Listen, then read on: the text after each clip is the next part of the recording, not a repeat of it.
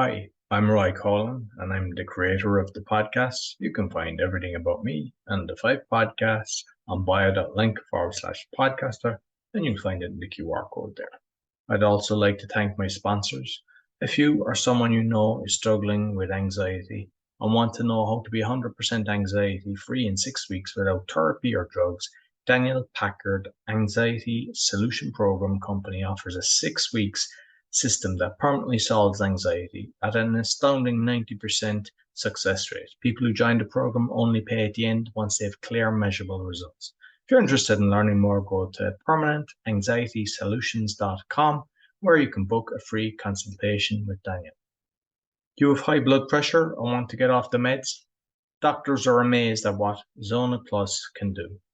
Get a $50 discount with my code ROY. Go to zona.com/discount/ROY, and you see the QR code for all my sponsors down at the end. Quality Polish manufacturer of metal products for telecommunication and workshop equipment and other metals. If you'd like a brochure, you see it in the QR code, and you just let us know if you would like a quotation shipped internationally and very competitive rates. I hope you enjoyed this week's podcast. Welcome to the Awakening Podcast. You can find all our episodes on awakeningpodcast.org. We're also on BitChute and Rumble, and depends on the conversation whether I put it on my personal YouTube channel. My Awakening YouTube channel got kicked off, so you won't find it there. I've got 4 other podcasts: meditation, speaking, crypto, and learn Polish, as well as being a podcast coach. You'll find everything on bio.link/podcaster. My guest today, former Special Operations Marine and mobile forensic examiner. He's the CEO of Southern Class. Please welcome Joe Malone. Hey, Roy, what's going on, man? Thank you. Yeah, no problem. So, I just mentioned brief things, but I suppose you might just tell us your story, because I know from a young age how it kind of got into the military and everything. So you might just start off with that. Yeah, pretty dynamic. And by the way, my YouTube channel just got out of YouTube jail, so I definitely empathize with you, man. It's insane how they're monitoring and controlling everything. So Joe Malone, I was raised just outside of Chicago. I got involved with a really bad, influential crowd at an early age, a lot of hard drugs, crack, heroin. And I watched my best friend join the Marine Corps when he was 18 and I was 18. My best friends growing up, John, James, Joe, and Justin, the 4Js, the J Crew. And even though I was into the harder stuff at the early age, they really weren't, but they were still my friends. And when I watched his transformation in the military, I knew that I needed to do something, because I was already losing friends to overdoses and suicide.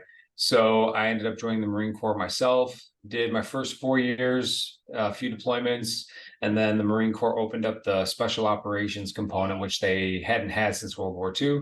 Tried out for that's called MARSOC, the Marine Special Operations Command.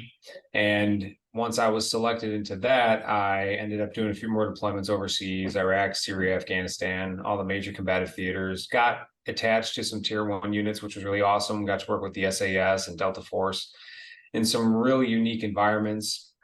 And it just really opened up my eyes and my consciousness to what we were doing in the world, how little these politicians actually cared or knew what was even taking place. And then upon exiting the military, I dealt with a lot of depression, a lot of drinking, a lot of suicidal ideations, almost killed myself one night. And I just realized that wasn't the way I wanted to live. So I turned it all around, learned a lot about life, existence, energy, frequencies, and now I am the man you see before you today. Excellent. And because I've seen a lot of people, and I've had a few people on the show as well that actually were done tours. Like, the depression is kind of a load of people experience it. Yeah, and I think there's a lot of reasons behind it. I think one is the traumatic brain injuries. We didn't really know much about TBIs until probably like about 5 or 7 years ago. And so I got out in 2019. It's been a few years now. I'm sure the advancements have been pretty profound. But before, you weren't considered to have a traumatic brain injury unless basically you got shot in the head or you were blown up, like directly stood on an IED. And what we found was that there's all the concussive force, the motorcycle accidents, the vehicle accidents, the blasting of the rockets and the mortars, and just the incoming, our brains are a lot more sensitive than we thought they were. So I think a lot of it has to do with traumatic brain injury. It affects the way you behave, the way you think, the way you talk to yourself. I think it has to do with the culture. The culture is just very constantly shut the hell up. You're nobody special. When that develops a negative belief system, internal self-talk. And then lastly, I think the alcohol definitely was a huge negative, but the longing for purpose and having purposelessness once you leave the military, I think that's what drives most people into that depressive state, because it's almost like you're living on the edge constantly 24/7 for other people. You're a part of this big organism. And then all of a sudden you wake up one day and it's just, now what? You're in the grocery aisle staring at cereal. And so I think that that's a big part of it. And like, I wonder what element is based on, like, when you're younger, you go in there, you kind of follow the instructions and do everything. But kind of later, you realize, like if you, John Perkins' Confessions of an Economic Hitman, how America goes in and takes over the leader and controls the country, and the lies they make up going in. I mean, you go in with the best intentions, thinking you're actually, helping people, but the reality is that's not the case, and they're killing a lot of innocent people, as well as your own getting killed, which none, I'm not for war at all. But I mean, when you realize that must cause a lot of trauma as well. Yeah, I don't know if I would label it, for myself at least, as trauma, but Confessions of an Economic Hitman, amazing book. If somebody has not read that, you need to go read it. It explains why we're allies with Saudi Arabia, one of the worst countries in the world, well, along with several others. But it was kind of always like, I always understood the gravity of the situation and the decisions I was making. So if I would have gotten shot, killed, blown up, I know, or at least I feel confident that in those moments when I would have been injured or wounded or dying, that I kind of would have been like, yeah, well, you made this choice. Like, I always kind of went into it with that half of a mindset. And so as I started to really uncover, the reasons behind why we're in these places, I mean, we're working with Afghans, they rape little boys. Like, why are we working with child rapists? Not only are we working with child rapists, but we're giving them guns and bags of money. When I started to really see that stuff, it was just kind of like very disappointing. But at the same time, I wasn't like mind blown, traumatized by it, because it was a choice that I made to be a part of these units and these groups. And I'm still kind of glad that I was, because I'm, I wouldn't say enlightened, but I've seen it. Like, I know what it is. I know what the truth is. And like, when you come back, because a lot of the time, unfortunately, I see a load of the homelessness are vets, which is, they've risked their life and then they're just kind of thrown to the curb. Is there ways that, especially from your experience, how to navigate around that, to fall into the trap?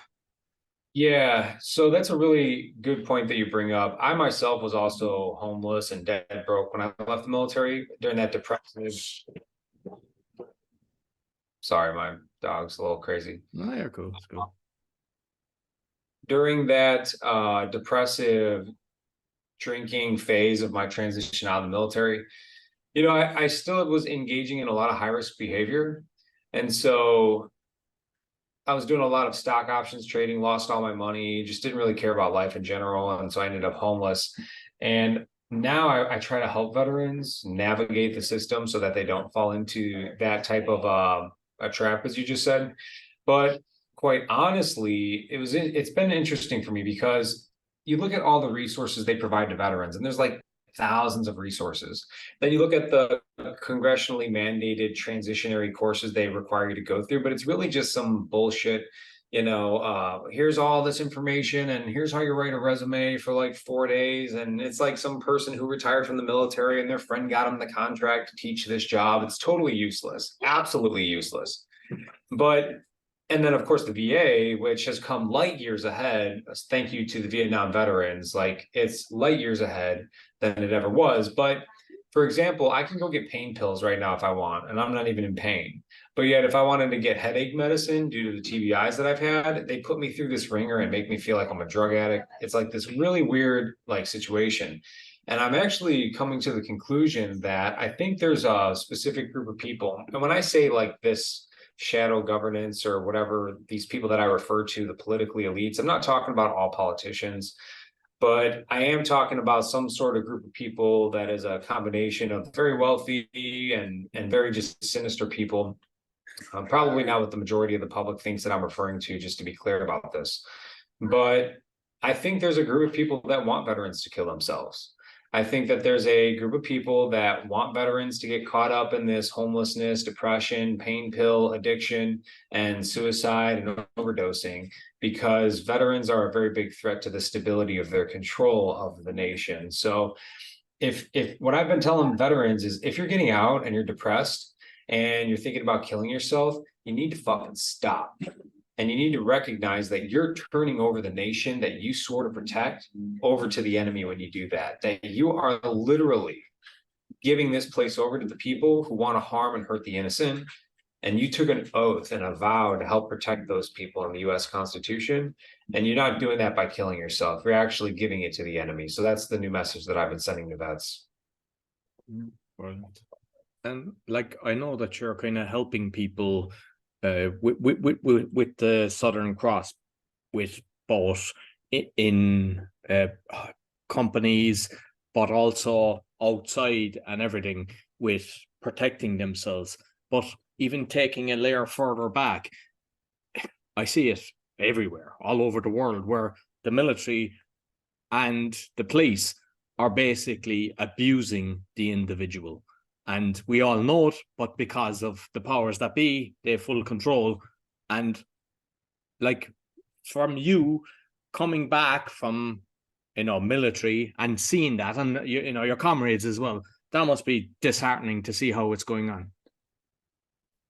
Yeah, you mean so you mean like how the police are being treated by the general public, or do you mean No, like when say there's people that are peaceful protesting. I don't mean when there's rioters and stuff like that, but this is all over Europe, if like they're trying to stop an oil line or something like that, and the police are going in battering them, and then sometimes it's the military comes in, and like the police now are actually kind of dressed up like military. They even have tanks and stuff like that. Yeah. Yeah, it's strange. It's a weird transition. It's a weird balance between, I don't think police officers should have like, up armored vehicles and stuff, but at the same time, the threat is increasing. So it's kind of, they're being expected to do more in terms of like responding to terrorists. In terms of peaceful protests here in the States, I've never really seen any cops just run up on people and start cracking them in the head. It's actually been quite the opposite, where I'm seeing police officers get cracked in the head by violent protesters or violent rioters, and their hands are tied. They're not allowed to technically do anything. There are still, of course, bad officers who make bad choices, who are very egocentric. You're going to get about 10% of, bad people in any job, in any profession. But what we're doing here in the United States specifically is that we're doing this whole defund the police movement, which nobody wants to be a cop. And if nobody wants to be a cop, they're still going to need to recruit and get their numbers. And so what do? They lower the standards. And when they lower the standards for police recruitment, that means that they're getting less disciplined, less intelligent, less physically capable people who are capable of making critical decisions in high stress situations. And when you get those people signing up to be police officers, that's when you really start to get some negative behaviors in terms of unjustified shootings, unjustified killings. But I would say that in the United States, at least, and I know Europe's a little bit different in a lot of ways when it comes to the police force, but in the United States, I have a lot of sympathy for police officers, because I would never be a cop. Their hands are tied behind their back. They really just want to serve their communities for the most part. And they're being killed at a higher rate than ever before, unjustly, in my opinion. And with the opioid problem then in Mark. I mean, they're doctoring the figures, but apparently it's like 250,000 a year, which is unbelievable. But I've seen so many videos around the place. There's another one recently, and even people driving around for half an hour, and it's like zombie land. I mean, it's scary and it's sad in a way, because that's a cry for help, but also, unfortunately, they're trying to get their fix, and there's a lot more crime because of that as well. Yeah, and coming as a former heroin addict, I feel like I could speak very authoritative on this topic. Looking at the world, globalization has done a lot of great things. The advancement of technology has brought people together. It's made global travel and culture, so much more easier for the everyday person. Whereas, before it used to take months to get across the face of the globe if you survived. And one of the side effects of globalization that I don't think a lot of people are aware of is that it also makes the danger a lot closer. The majority of the world lives in a pretty chaotic state, and constant combative environment, a lot of terrorism, a lot of really organized crime, violent crime. And so what that does is that opens up all other nations to that criminal network.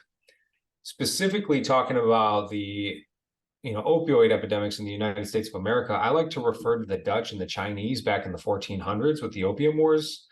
The Chinese were allowing the Dutch trading routes to bring opium into China, and the emperor at the time realized that his people were becoming, like you mentioned, like a zombie land. Their economics were falling apart, their families were falling apart, and China has a very family-centric, a nuclear family-centric culture. And what they did is they banned opium. They outlawed it, and they said, no, it's all gone. Dutch, you're not bringing it in here anymore because it's killing our people. The Dutch went to war with the Chinese and won that war and started to just pump them full of opium all over again. And you saw this really negative for like centuries, this really negative economic and socioeconomic effect within China internally. I think that there's something pretty similar going on, because the Chinese right now are trying to grab as much power as they can. They have for the last 20 years, while the United States has been participating in these frivolous bullshit wars in these nations that it doesn't even matter. But the Chinese have been grabbing a lot of land, a lot of turf. They've been assisting a lot of other nations economically. They've been building hospitals and medical facilities all along the US border, high quality, high grade medical facilities, because in the United States, the FDA is so regulatory that I can hop across the border and go get like months worth of prescriptions. I can get surgeries, I can get hormone treatment, whatever it is.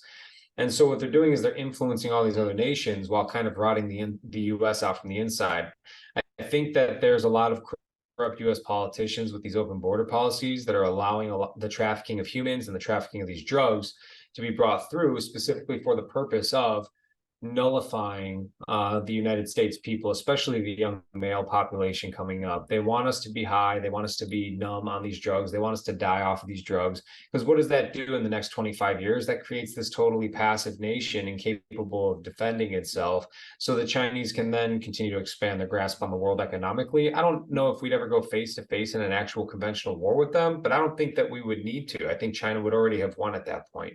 And so that's where I think a lot of the opioid crisis is coming from, is from some sort of external influence, probably the Chinese, with corroborated internal corruption. I think that's what a lot of that's coming from. Excellent. So I've seen some of your videos, and just on kind of the things to watch out for to protect yourself, no matter where you are in the world. And one of them was actually even just turning a corner, so you might just kind of give a few little kind of tips for people to be, watching out from themselves. Yeah, absolutely. I think it's so imperative that we know how to keep ourselves safe against violence and violent crime, because if we can keep ourselves safe, our family safe, then we can start looking out for one another. And I do think most humans are good people, by the way. Like, I really have a love for mankind. Now, some things people could do, like really basic things. We always hear about situational awareness, but nobody ever really breaks down what situational awareness is. And so I tell people it's what to look for, when to look for it, and where you're going to be looking specifically. So what do we want to look for is something called obvious, anomalous, and nefarious potentially harmful behavior, PHBs. Obvious is somebody walking around the street with a ski mask and a gun. You want to be aware of that stuff. Unfortunately, we're so inundated with our cell phones because they make us feel good, social anxiety, attention span, that we don't even see a guy walking up to us with a shotgun anymore. Two is an anomalous behavior. So something that doesn't fit into the environment. A really good example is like a grocery store parking lot. If you're carrying your groceries, walking to your car, and there's like 3 young adults with hoods up in the middle of the summertime. I'm giving a very extreme example here, but I mean, that's anomalous behavior. They're not carrying grocery bags. They're meandering around the parking lot. That's something you definitely want to be aware of. And then lastly is nefarious behavior, where somebody's using what I call a screen or some sort of object to hide their actions in plain sight. A really good example is like stalking. Like a stalker usually hides a few people behind as they're following you, maybe a building, maybe a bush. But if you could become aware of obvious, anomalous, and nefarious behaviors within your what I call 5s and 25s, or your just immediate vicinity, then you're going to lessen the likelihood of being victimized greatly, exponentially. Probably, it's hard to quantify, but I would say you have a 90% chance less of being victimized just by being aware of those types of behaviors. And the simplest, most easiest way to do all of that up into one single movement is to look people in the face and eyes as you pass them by. When we look at people in the face and eyes as we pass them by, each culture is a little different. In America, you could do it for about 1.28 seconds. So about a second, just look, glance. But when you do that, it resonates with the primitive part of the human brain. Criminals want the element of surprise. If you take away the element of surprise from them, then the chances of them victimizing you successfully without being caught or identified or without a fight, it goes down. And so they're just going to wait for the next person to come by most of the time. Not all the time, but most of the time. So being aware of those types of behaviors, looking for those types of behaviors in very particular areas like choke points or gas stations and transitory places, and then just really looking at people in the face and eyes you pass them by, you could really resonate with the primitive part of that human brain and greatly reduce the likelihood of being victimized by somebody. And in, say, like a situation that you're walking down the street and you come across, what I've noticed in my life is that you walk with confidence. You don't cross the street, because you see some people, and obviously they're not going to turn around because that's even worse, but they cross the street, they put their head down. But you don't have problems when you kind of stand in your own ground and walk down. As you mentioned, kind of show, you're having a quick look. You're not in a freaky way. But I think, what's your thoughts on that? That it's actually better to just keep going where you are instead of crossing the road. I mean, obviously it depends on how dangerous the situation looks as well. Like if it looks really bad, but... Right, absolutely. And it is kind of like a little bit of a in the moment choice. And this is why everybody who I coach and everybody who I train, I teach them about lethality. And lethality has a lot to do with your mindset. So your own belief systems internally, your physicality. You must be somewhat, you don't have to be a jacked bodybuilder or some crazy ninja dude, but you can't be 300 pounds overweight and expect to fucking take care of your family. Like, it's just not possible. And you're going to be walking with less confidence too, because the energy that we emit absolutely does contribute to whether or not somebody sees you as a hard or a soft target. Hard target, they don't want to go after you. Soft target, they want to go after you. And again, this is all primitive parts of the brain. Like the lion always goes for the baby gazelle, right? It doesn't go for the big, strong mama buffalo who's pissed off. It goes for the isolated, the weak, the old, the crippled. And criminals think the same way. It's just the way the brain functions. So in that moment, you have to be disciplined enough in your mindset and have enough confidence in yourself to know, I'm just going to keep walking through, but you also have to have the skill to back it up in case they do try to do something to you. Now, if you don't have the skill, then I would recommend, why not just cross the street? Because the greatest thing you could ever do for somebody trying to physically harm you is create distance. Distance equals time equals safety. So if I'm trying to punch you, but I can't reach you, I can't punch you.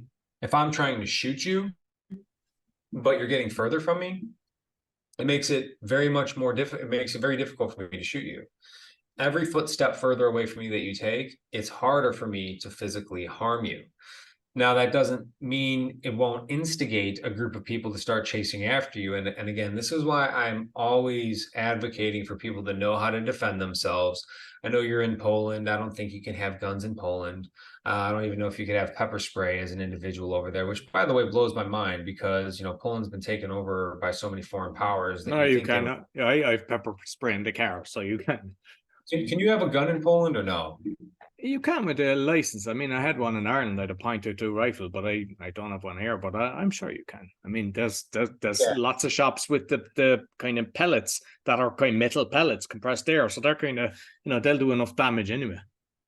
Yeah, and okay, so then that doesn't surprise me then, because Poland, like we were talking about before the show, they've got a pretty wild history, and I don't feel like they're ready to get taken over again. But anyways, in a lot of nations, you can't have a means of defending yourself. To me, that's kind of nuts. But when you have the ability to defend yourself and you have the disciplined mindset and the knowledge and the physicality to keep yourself safe against violence and violent crime, and even not even just against people, but let's just say like a rabid dog is running down the street and it wants to bite you in the ass, like you have to have the ability to defend yourself. And if you don't, then you're basically hoping that nothing happens to you. And hope is not a strategy, and it is by no means an example to lead for your kids, because when your kids see that you're incapable of defending yourself, they think that's an acceptable means of life. And so, kind of just to get back to your question, it really just depends. If you have the ability and the confidence and the skills to defend yourself, then I would say absolutely keep walking. Don't bow down that ground. I hate to concede to any sort of criminal behavior, but I'm also very skilled. However, if you do cross the street because you want to keep that distance, that's totally an acceptable answer too. Just make sure you do so with certainty, intention, and confidence. Excellent. So I know that like you've got a load of certificates and parachute jumping, but shooting is one of them as well. And I'm just curious because there's so many different things going on in the States with the shooting. Like one party's trying to stop it, the other's not.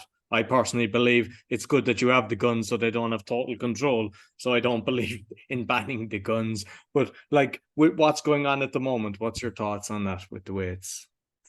Yeah, so like with the active shooter stuff, particularly, I think that we're at this point, and this kind of has a lot to do with that external influence I was talking about earlier with I think it's tied in with the opioid epidemic. We're teaching little kids it's okay to mutilate their genitals. That's insane. That is insane. You're a boy, you're a boy. You're a girl, you're a girl. I don't care about any gender dysphoria or any of that stuff. You know why a lot of these other nations, third world nations, don't have these problems is because they're too busy surviving all day long. And so I always identify the truth as the most raw, rough, and rugged form of reality that one can possibly encounter and exist within. And so if I'm surviving out in the wild and I am a male with male genitalia, and I say, "Oh, well, I'm a female." No, I'm not. It doesn't matter what I say. You lunatic, like it doesn't matter. You cannot give birth to a human or any creature. You're a dude. You have a penis and testicles.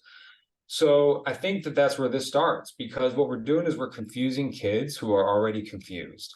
And that leads to these actions and these behaviors that are out of alignment with human consciousness. I had a conversation a couple of weeks ago with my cousin's daughter, and she's telling me how the thing in her high school for kids, she's 16, they're having sex with animals because they identify as animals, and they're literally having sex with animals.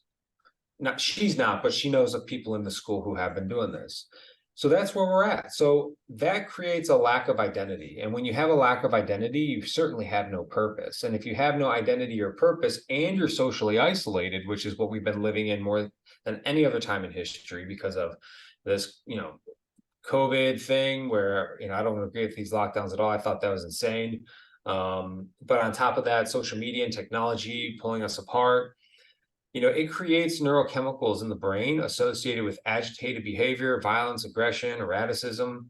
So not only are we telling kids it's okay to mutilate their genitals, not only are we telling them it's okay to, basically identify with whatever you want and feel the way you want and express the way you feel. So no emotional control. We're eradicating the sense of identity. We're eradicating any sense of purpose that they could have being developed in those highly critical years of finding oneself. But we're isolating them further from each other, which means that they're growing older with no criminal record because they've never even been outside. They have no friends. There's no reason they would have a criminal record. And then they're able to take advantage of the US gun system in the sense that they get a job, they're 18, they get yelled at by their boss because they suck at whatever it is they're trying to do. So what do? They emotionally lash out like they have been their entire life. The only difference now is they're not a kid in school going to the counselor who coddles them and tells them it's okay to feel that way. It's not okay to feel that way. You need to learn how to control your damn emotions. When we have emotionally erratic people running all over the place, that's when we get active shooters. And so because they've never had a criminal record or a mental health record, because everybody's mental health safe or whatever they call it, they go get a gun and then they shoot up a bunch of people. And unfortunately, the way that all these get resolved is by a good guy with a gun every single time. There's never been a single active shooter incident that was ever stopped without a good person showing up on scene with a gun, whether that was an arrest, whether that was them killing the shooter. I do take that back. There are a handful of incidents where unarmed civilians did actually tackle the shooter. But my point is that, we're not going to win that fight against a gun with mass armies of unarmed people running after them. That was opportunistic, anomalous. It's sad. It really is, but a gun's just a tool. And if it's not a gun, like we just saw over in France or in Norway, I mean, they're running vehicles into people, they're going on stabbing sprees.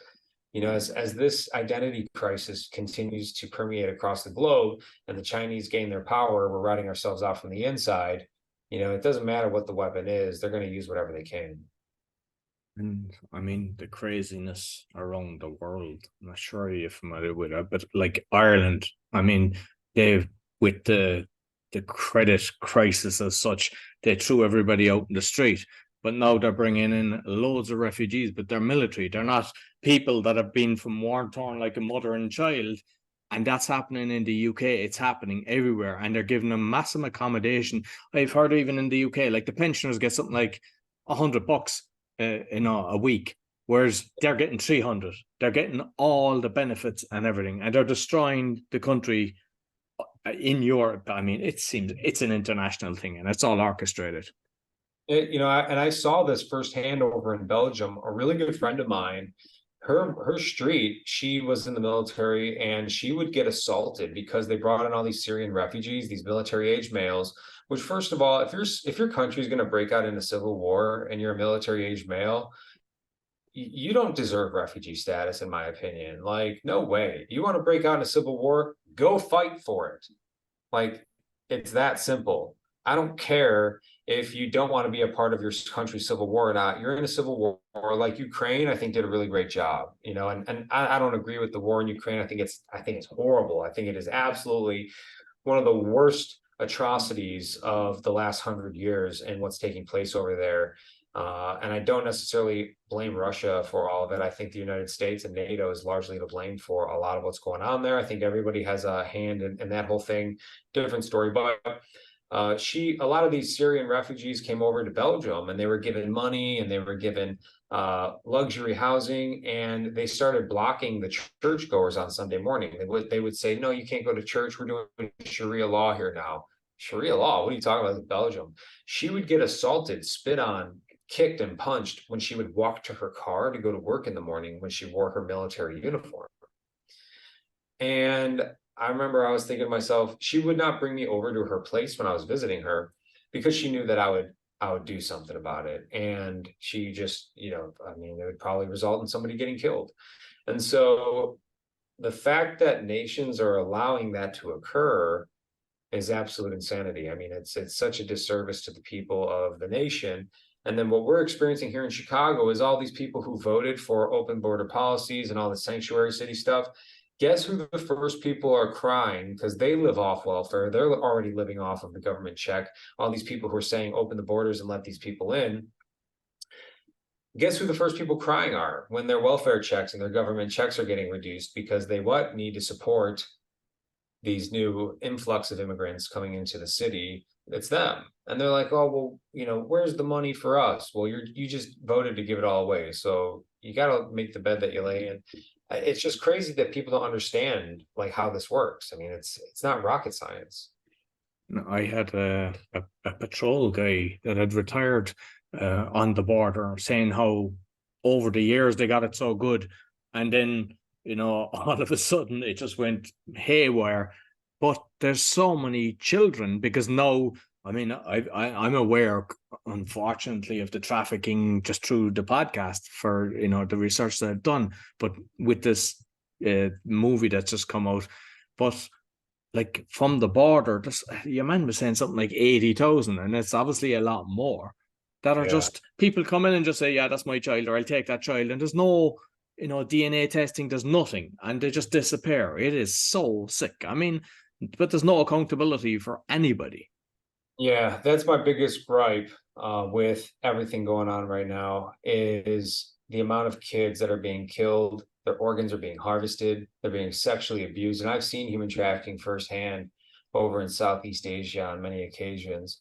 And it is just the most vile form of criminal activity that somebody could have. It's beyond criminal activity. It's just true evil.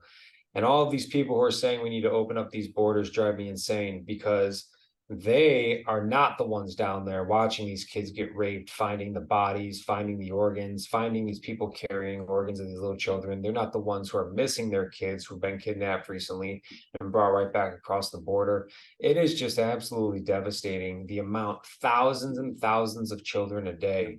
And, whether or not you like Trump or didn't like Trump, I don't really give a shit. When you look at the border, there was like a 90, maybe 93 or 96% reduction.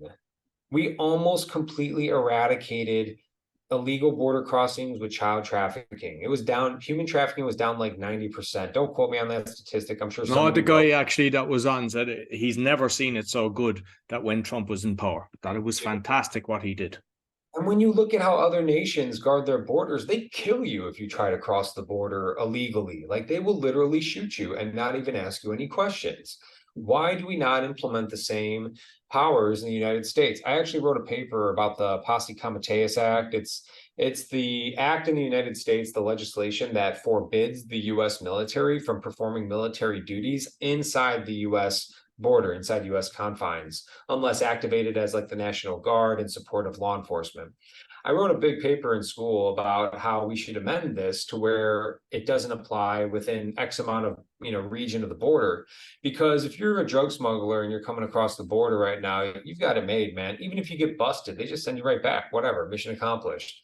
I've worked with DEA agents doing the mobile forensic work. They've got like these little kites on like motors that they like fly over. These guys are literally 30 feet above the ground with barrels of cocaine, and these DEA agents can't even do anything about it. And because if they shoot them or if they throw a stick in their propeller and they crash and it turns out they don't have drugs on them, that DEA agent goes to jail, goes to prison, loses his job, his career. So, now let's change the subject to there's an M1 Abrams tank and they freaking blow your ass up. Everybody's going to be questioning approaching the border, whether you're innocent and a true refugee, whether you're a criminal or a human trafficker. It's never the innocent that go through these illegal means. I mean, I shouldn't say never, but for the most part, they're the ones who are willing to go through the process because they don't care. As long as they're not wherever their home was, where they had to run from, they don't care. They'll sleep in a tent while they wait a few months and go through the process. I know because I've been to refugee camps like you wouldn't believe. I've been to so many refugee camps across the world. I don't even know how many it was. But the point is that when they're not facing death every single day, they're much more content. It's not the best, but much better than it was. And so, I really wish that we would implement something to once again really secure the borders. We got RFK, Robert F. Kennedy Jr., who's also the Democratic Party. I really would love to see a Republican and a Democrat team up as president and vice president who have similar goals and ideologies. And I think it'd be cool to see. Trump win again with RFK as like a VP, and I'd be so interested to see what they would be capable of accomplishing when you just got people who are against this shadow establishment, which is just so clearly obvious to somebody like myself, who's been the action arm of the United States government for so many years of my life. I guess maybe it's not so obvious to other people because they're brainwashed. But I would really like to see the borders secured specifically for those children, man. And I mean, I think both Trump and JFK, they've never changed. They've never been bought. They kind of stick to their guns, what they say they do. They've been fighting it all the time. So like that would be the ideal scenario of what you've just said. RFK, yeah. All right, so then they actually just canceled him. RFK had an event with a Jewish guy in New York a couple of days ago, and they came out and said that people gathered and canceled this event because they're trying to label him RFK as like an anti-Semite. And it's wild, man. It's like I really wish people would just really just open up their eyes and see what's taking place. And like, we mentioned the child trafficking, and I know that when I went down that rabbit hole, people that have been abused who come out and expose politicians, judges, police, the highest end of the police force or whatever, they're actually chucked into a nut house or they're put into jail when they should have been totally looked after. And obviously, because they're looking after their own, there was a Navy SEAL guy that was actually doing that as well, was rescuing the kids. And about all the guys that were caught were let go. Like, from yourself and your circle of military, that must be like if there's any hope to resolve this, like the political route doesn't seem to be working, because I mean, I've seen it in Ireland. It's like, it's the same bird, two different wings. It's a game of tag, and they make it look like one's going to do different. The only guy that I did see that didn't want war and everything was Trump, but there's other things then that he done, like his daughter having a photo shoot, getting the jab, and then him coming out kind of pushing it and all that. So there's always something, or kind of doing something in Israel. There's always something. But if you look at the bigger picture and try to get 90% of things right, I think, what you had proposed earlier with JFK as the VP would be the ideal scenario. Yeah, and I have a lot of empathy for somebody like in the president's position always, because like you said, if you can get 90% of the stuff right, if you could hold your word 90% of the time, that's like astronomical. And when both sides of the fake political parties, hate you, because like you just said, they're both going back and forth. Mitch McConnell's 80 years old, Joe Biden's 81 years old, like, or vice versa, something like that. Why the fuck are these guys even in office? Like, was that Mitch? Was he the guy that was speaking recently? And he was like the computer shut down. He just like, but even Biden, I mean, that is an embarrassment for any other country in the world. It's like, if you tried to pick the worst person in the world, you would just say, yeah, that's him. I mean, it's intentional to frustrate people, I think. Yeah, absolutely. And to kind of like tie it back here a little bit, is that I think that in the United States, everybody always tries to compare what's going on here to the rest of the world, and they can't, because it is going to be unique culturally. Every nation's unique culturally and demographic wise. And so I think I don't think America's lost. I don't think that we're hopeless yet. I think we're in the midst of a really very trying time. However, and this kind of goes back to the reason why I think there's a group of people that want veterans to kill themselves. I think that the sole chance and hope for this nation is the veterans of my generation who have served in the last 20 years. And I say this because we all realize what the fuck just happened. It's all bullshit. We saw the withdrawal from Afghanistan and how we gave the Chinese billions of dollars of equipment and turned it right over to the Taliban. We see the fake facade that's taking place amidst our, quote unquote, political leaders, really just pundits. And we see what's taking place in terms of like the crime and the child trafficking and the reallocation of resources, not to mention we all know, especially guys in the special operations community, when you sign a $50 billion package for Ukraine, they're only getting about like, I don't know, $500 million cash. The rest of that's going where? Raytheon, Boeing, Lockheed, politicians' Doesn't pockets. BlackRock have contracts already for rebuilding it? Like, I mean, you just look at that in itself, and it's like, yeah, this is all orchestrated. And then you think they give a shit about inflation? No. Who's inflation going to hurt? You and me. It's going to hurt the middle class and even the upper, like, the lower upper class. When you have 8, 10, 26% inflation, you went from being a millionaire to a few $100,000 home income, and they don't give a shit. Why? Because they're stuffing their pockets with billions and billions of dollars. Like, the wage gap is so insane. It's unverified because it's all in offshore accounts, but like, I've seen how this works. I literally have seen us give money to foreign politicians, and the politicians literally take out a few bucks, put it in another trash bag, and say, there you go. They're telling their people to go disseminate that amongst the crowd. Some of those dudes aren't getting paid. They haven't been paid in months. And I'm sitting here thinking to myself, this guy just took like all these people's paychecks, all of them. And it's just the way that it is. And that's, so I think that the best chance for America is for veterans to rise up in terms of running for Congress, running for Senate, running for political office. I don't want to see violence, man. I do not want to see violence. It is just such a waste of human life and existence. I'm a very positive dude. I always see the silver lining in things, and I always fight for that silver lining. But I think that if we get enough veterans in political positions, then we actually could change the way that things have been going, because all these tenured politicians are on their way out right now anyways. It's just a matter of making sure they don't get somebody more corrupt to take their spot. And I think if you kind of go down the military route, let's say fighting route, they'll bring in martial law, and then you haven't got a hope. And what you said is the way to do it. Like, get the right people in the right seat, and just, why do people have to retire at 65, 67, and you've got people there, look at Soros and Kissinger and all these different people. I mean, they must be close on 100 at this stage, like, and they're pulling the strings. No, you're right. And it's unbelievable. It's mind-blowing. It's so astonishingly mind-blowing. These guys are literally having petit mal seizures and dementia attacks while they're supposed to be leading, and supposedly they're standing up for the people. They've been in office for 40 plus years. I'm not even 40 years old yet, man.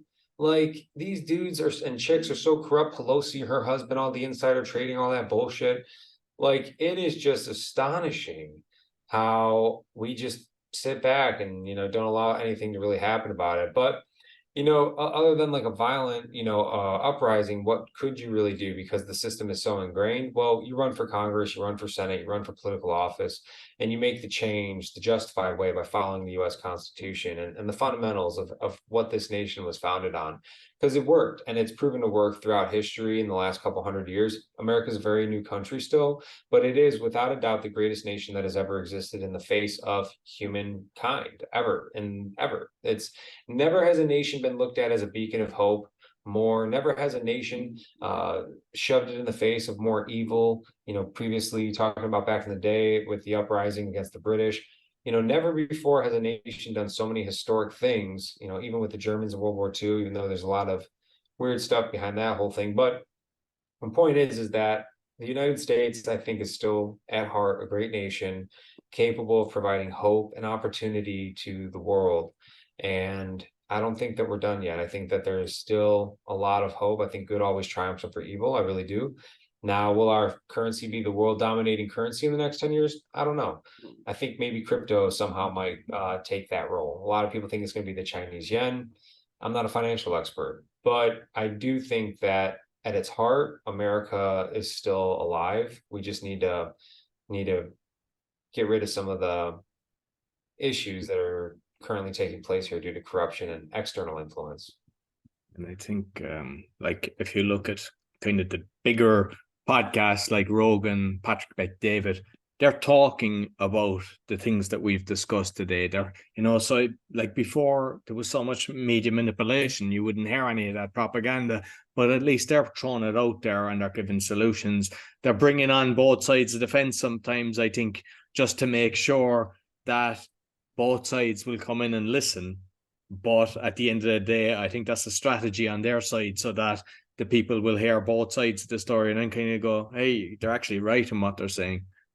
Yeah, Patrick Bet David has really impressed me a lot lately. I've been loving that dude. I want to get on his show so bad. I don't know why he would invite somebody like me when he has people like, the people that he has on there. But he had Anthony Weiner on there recently, a close confidant of. Did you see that episode? I to be honest with you, I was disgusted that he did, because one, like, if you look at his history with children and stuff like that, why would you give him airtime? And he was annoying, to be honest with you. Like, he was annoying me. His voice was annoying me. Everything he said was annoying. And I actually admired the way Patrick just tore into him. But at the same time, I would not give that fella airtime. I don't bring on people on my show that don't deserve it. And it's like, yeah, is he doing it because he's a Joe Biden fan and he's trying to bring in that thing? Possibly, and they're trying to make it look like they're not biased. Just like you said, man, he's trying to give the public the opportunity to make their own educated decision. And it just is what it is. That's kind of the role that he needs to accept at that point, which I think he does gracefully, is, hey, and he had Kumo on too, Chris Cuomo, not the governor, but his brother, the news reporter, I forget what his name was, pretty recently also. And when I saw Anthony Weiner on there as well, I was kind of like, yo, what the hell is this? And so I watched it, but he straight up calls him a pedophile, like on the show. He says, you like to send pictures of your wiener to little kids. And then he asks him about the Clinton murders, like the 50 people who've been murdered with close association of the Clintons. And I thought that was awesome. I thought that was really raw. And, the guy's taking a big risk, like, you can't ask these questions these days and not have there be threats to your life, your family, your well-being. So I really admire anybody who's willing to stand up for truth and justice. And unfortunately, I kept my mouth shut, I think, a little too long when we started coming into this whole like little kid transgender stuff. I just don't pay attention to it enough. And I was kind of just like, yeah, whatever, shut up. I had, a litany of my own problems I was trying to work my way through. But now, anytime somebody tells me guys can get pregnant, it's like a moral responsibility for me to say, no, they can't. No, they can't. It's like a moral responsibility. Anytime somebody says Joe Biden's a great president, no, he's not. Anytime somebody talks about like the election or COVID, I have a moral obligation, I feel like at this point, to set the example for my son and my family to just do what's right. And if that results in me being killed or shut off or kicked off YouTube or something, then so be it. But morally, as a man, as a human being, I cannot just sit by and watch people take advantage of other people. And so, I'm really respecting a lot of these dudes. Sean Ryan's the other one. Sean Ryan show is just blowing up with all the UFO stuff, and then now he's got the Afghan withdrawal interview coming out. I just really, I'm pumped to see these people, and I really look forward to becoming a part of their network somehow, somewhere. Yeah, brilliant. Listen, Joe, thoroughly enjoyed our conversation. You might let people know how they can get in contact with you. Yeah, absolutely. This was really good and good for you also, man. You're a part of that group, just so you know. And it's really interesting because you're from Ireland and you're out in Poland, yet you're bringing light to these issues, and it's just insanely important, man. And it's a global thing, like you said earlier. There's a global thing going on here. It's all connected. But Instagram is where I'm most active right now.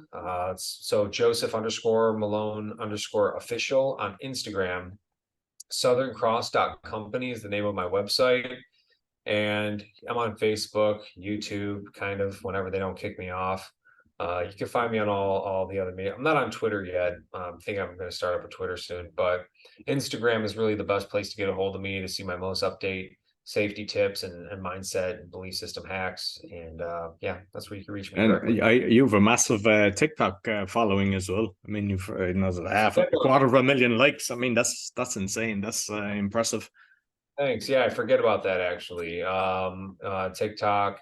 I have a group of guys who actually manage that for me, so I always forget about that one. But yeah, check it out on TikTok. Lots of good safety and belief system information. Having come from a depressed and despaired dude, literally passed out with the gun in my mouth, finger on the trigger, ready to end it all, to someone who I can never go back to that, regardless of whatever happens to me in my life. It's amazing what we as humans can do once we change that belief system, that internal self-talk. Brilliant. Listen, I'll make sure I put the links both on the audio and the video. Thank you very much, Joe. Thanks, Roy. So that's all for the Awakening Podcast. You'll find all our episodes on awakeningpodcast.org. As mentioned, we're on BitChute and YouTube, and you'll find the links for all my other podcasts and coaching bio.link/podcaster. Be sure to give us a thumbs up, 5-star rating, share with your friends. Until next week, take care. So I hope you enjoyed this week's podcast. You'll find everything about me on bio.link/podcaster with all my podcasts, and you'll find it, you see in the QR code in the graphic that's shown. I'd like again to thank my sponsors. So if you or someone you know struggling with anxiety and want to know how to be 100% anxiety free in 6 weeks without therapy or drugs, Daniel Packard's Anxiety Solution Program company offers a 6-week system that permanently solves anxiety at an astounding 90% success rate. People who join the program only pay at the end once they have clear, measurable results. If you're interested in learning more, go to permanentanxietysolutions.com, where you can book a free consultation with Daniel. Do you fight blood pressure and or want to get off the meds? Doctors are amazed at what Zona Plus can do. You can get a $50 discount with my code ROY, zona.com/discount/ROY. And you'll see it in the QR code as well as Daniel's QR code. Quality manufacturer of metal products for telecommunication and workshop equipment and other metal materials. You see the brochure there in the QR code, and let me know if you would like a quotation, shipped internationally at very competitive price. I'd like to thank all my sponsors and also all my listeners. Be sure to give me a thumbs up, 5-star rating, share with your friends, really helps. And I also have a video on how to give a 5-star rating, because a lot of people have wrote to me asking me that they don't know how to do that. Until next week, take care.